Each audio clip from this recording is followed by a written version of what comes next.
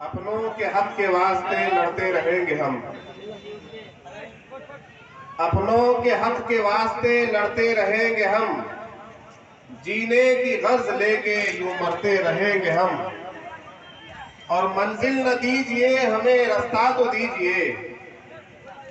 मंजिल न दीजिए हमें, रास्ता तो दीजिए, वरना तो एहतिजाज यूं करते रहेंगे हम। दोस्तों, अजीज साथियों, कोई गाड़ी नहीं जावे। पुल निर्माण संघर्ष कमेटी द्वारा आयोजित ये धरना प्रदर्शन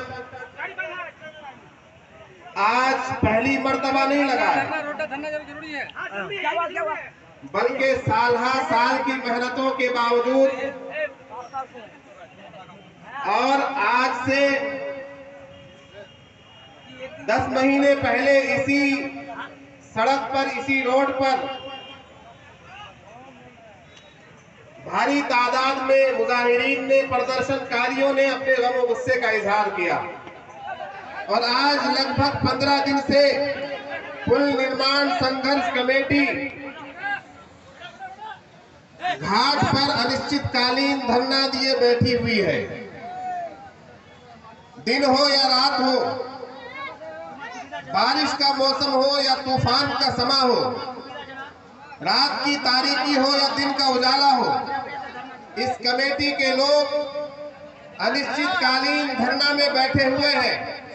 और हम देख रहे हैं, अभी भाईजान ने बताया कि 2 दिन पहले रात को जब हम लोग धरना में बैठे हुए थे और धरना स्थल पर ही हम सो गए, रात की आंधी और रात के तूफान और बिजली की गड़गड़ाहट ने इस खौफ का आलम पैदा किया कि यूं महसूस होने लगा कि ये रात हमारी आखिरी रात है।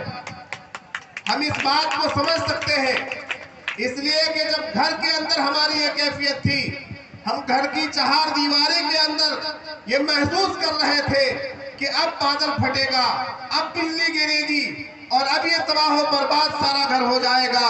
तो हम समझ सकते हैं कि बगैर छत के नीचे और धरना स्थल पर जो लोग बैठे हुए थे खुले आसमान के नीचे, उनके साथ क्या गुजर रही होगी।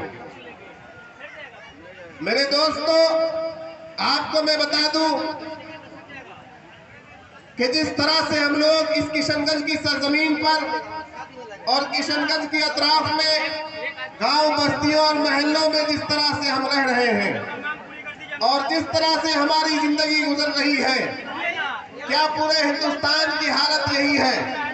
अगर आप नजर उठाकर देखें तो हिंदुस्तान के दूसरे राज्यों और दूसरे प्रदेशों का हाल बिहार से बहुत दर्जा बेहतर है।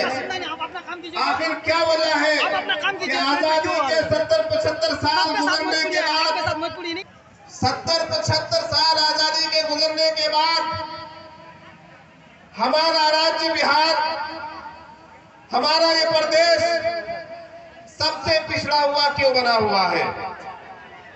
सबसे ज्यादा सैलाब से मुतासिर इलाका ये क्यों है? सबसे ज्यादा बाढ़ पीड़ित राज्य क्यों है? आखिर क्या वजह है? अगर सरकारें काम कर रही हैं तो कहां कमी रह रही है? क्यों हमारा राज्य तरक्की नहीं कर रहा है? क्यों बिहार आगे नहीं बढ़ रहा है? क्यों बिहार के लोग बाढ़ से परेशान हैं? क्यों बिहार के लोग सैलाब से परेशान हैं? क्यों बिहार में पुल निर्माण का काम नहीं किया जा रहा है? और अगर देखा जाए नजर उठाकर तो इस बिहार में अगर सबसे पिछड़ा हुआ कोई इलाका है, अगर सबसे पिछड़ा हुआ कोई खित्ता है तो वो ये सीमांचल का खित्ता है। और सीमांचल पर अगर आप नजर रखते हैं तो सीमांचल में सबसे पिछड़ा हुआ, सबसे पसमानदा इलाका तरक्की के एतबार से, पुल के एतबार से, सड़कों के एतबार से, रोजगार के एतबार से, एजुकेशन के एतबार से अगर सबसे पिछड़ा हुआ कोई इलाका है तो हमारा जिला किशनगंज है। मैं मुबारकबाद देना चाहूंगा इन नौजवानों को जिन्होंने कदम को आगे बढ़ाया, जिन्होंने अपनी बेदारी का सबूत पेश किया, जिन्होंने अपनी जागरूकता का सबूत पेश किया। मैं ये समझता हूं कि किशनगंज जिले के अंदर 4 विधानसभा है, चारों विधानसभा में 4 एमएलए हैं, इस लोकसभा में 1 एमपी है। वो सब मर चुके, वो सब के सब मर चुके, उनका जनाजा निकल चुका है।